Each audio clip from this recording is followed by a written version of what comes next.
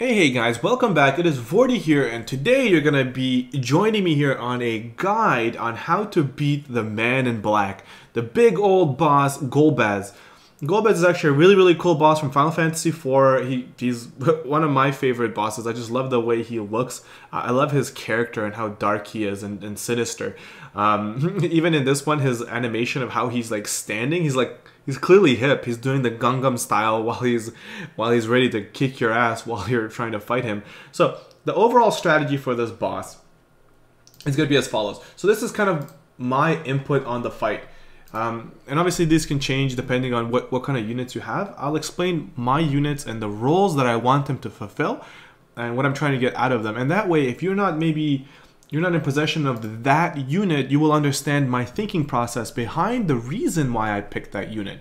And then you can say like, oh, wait a minute, I have someone just like that. And this is what role they will cover as well, okay? So first, a little bit about Golbaz. Golbaz is a bad guy. He is a human. He's got about 3.8 million life, which is not bad. He's got a ton of MP, about 1,000. His overall stats are alright.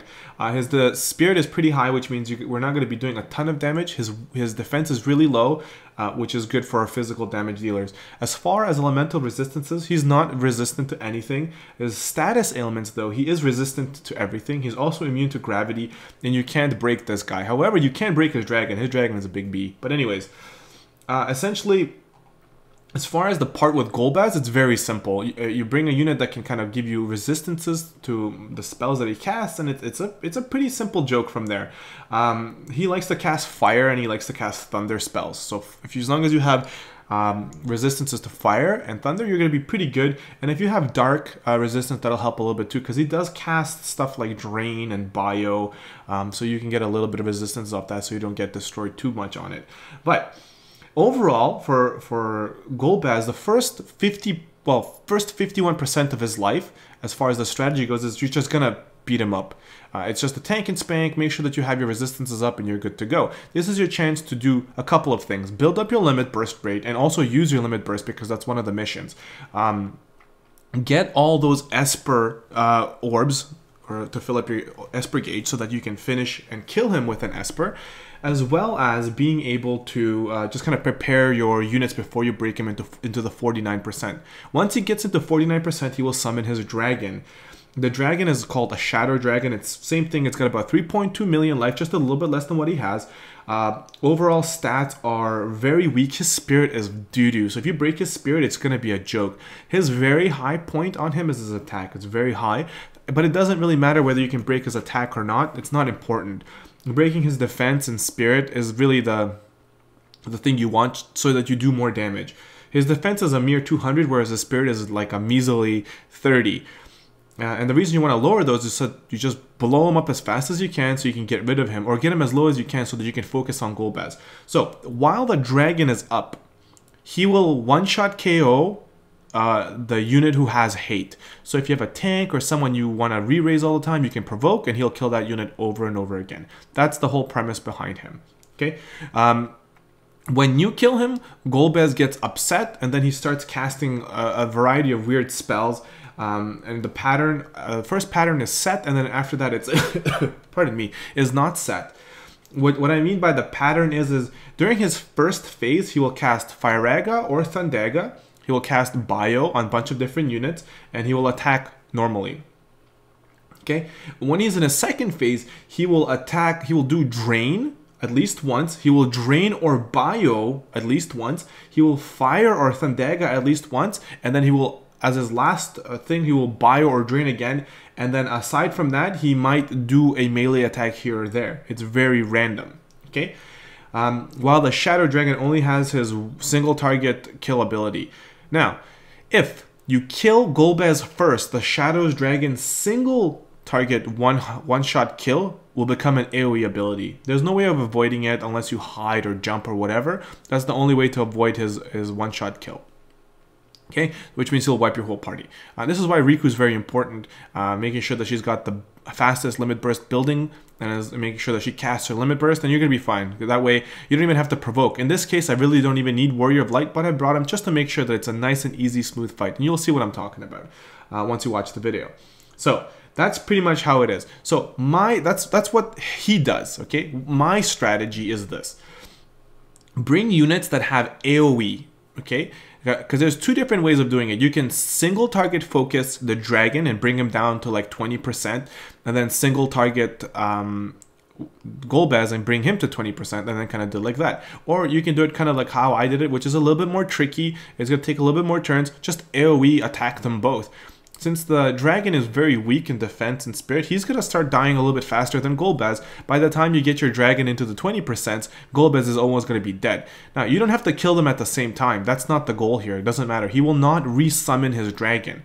Once you kill the dragon, then Golbaz goes into this draining mode where he will steal your MP, he will drain your life, and it just becomes a nuisance. So you don't want to kill the dragon too early. If you have a very powerful team, you can kill the dragon right away and then focus Golbaz.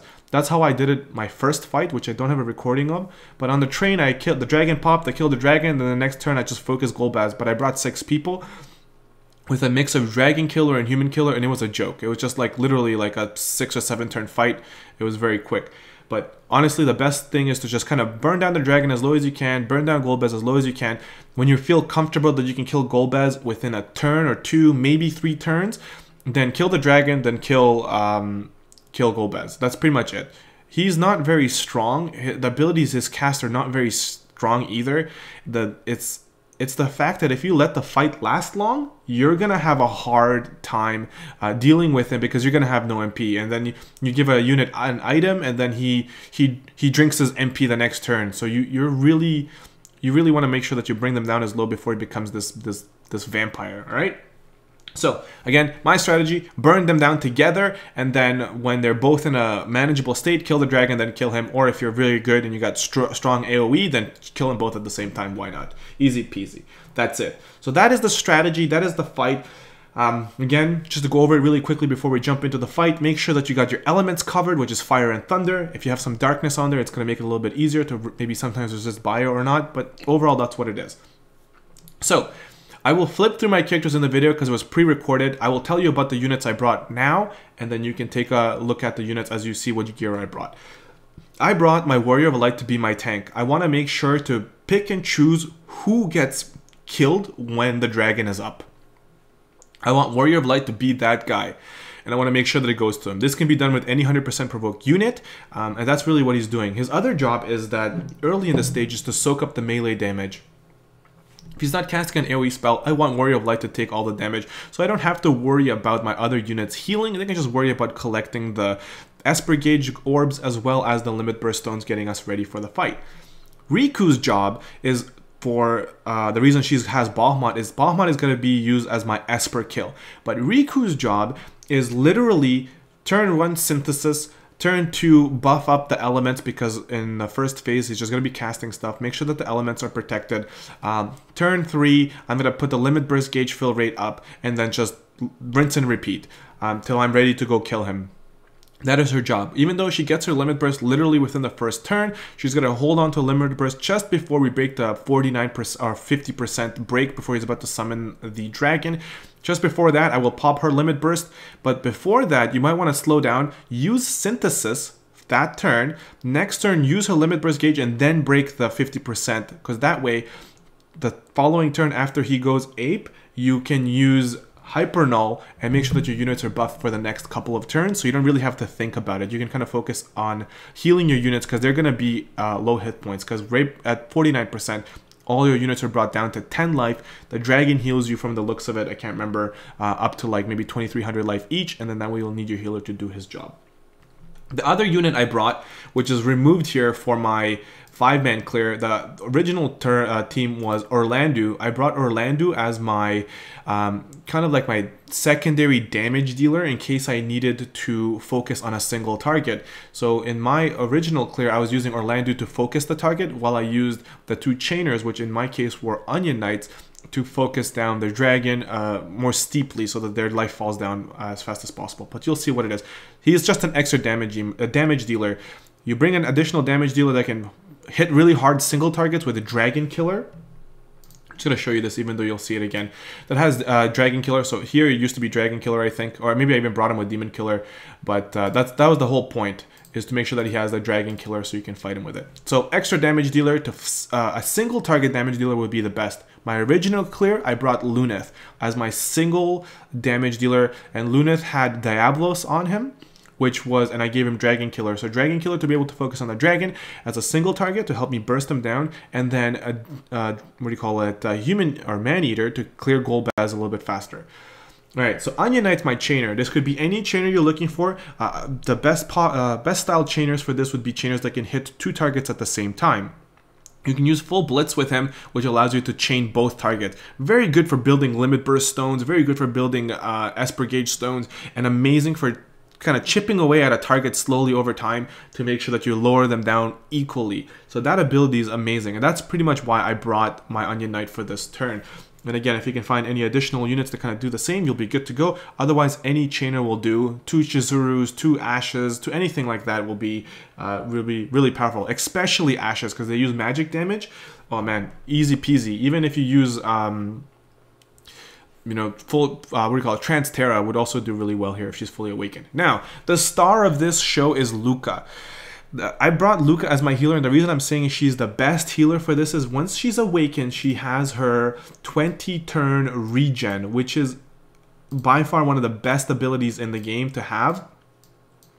Where are you?